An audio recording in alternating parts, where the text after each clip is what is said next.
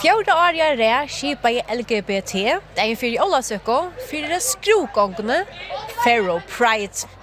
Og som vant var det nekker lodakere som til vakse for hvert år, og det var det røver og sanger og anna av Skålatrø. Sätta sig ner, no! Sätt dig ner! Alla vägen!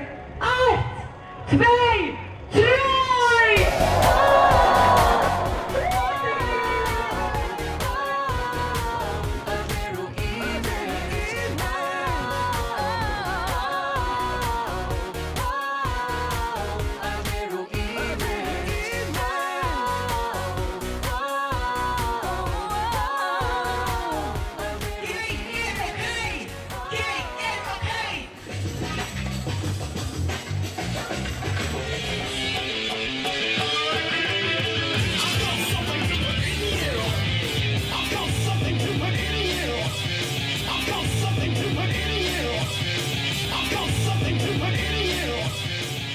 Känslan är helt fantastisk. Nu har vi faktiskt inte varit vid skruvgångarna. Jag har rätt fyradagar här med paddel och backstage. Men i rannlög över hitchan i en torskudde. Det var faktiskt, det var det rört. Så att jag fattar någon mamma.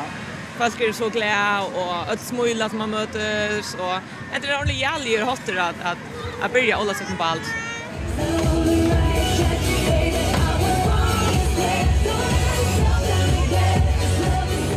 Deilig poster, nekfall fra alle samfunnsbaskene, og det er simpelthen så deilig å sitte nekfall. I Føroyar är Pride mest familjetiltak. Det är inte samarbete med Pride i London. Så jag har alltid grön också om det. Vi för exempel här Daniel Äventyr-ferien, och Dennis Agerblad. Mer att det är ganska, vad säger man, hardcore. You know, I've been to Pride marches in other places, but this is the only one that I've been to where you really have to pay attention not to trip over all the baby strollers being pushed down the street. Just the family nature of it. Det är en av de många som är färgen av Pride vid vattnet. Hur ser vi det där med det? Ser hon aldrig allt, ja. Alltså, det är snäck annorlunda så över vattnet än att vara själva.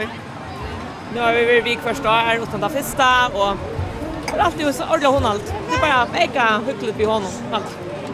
Så hade vi det känslan att det är nekvar öliga toleranta föringar. Det är bara några fas som är för att förstocka alltid.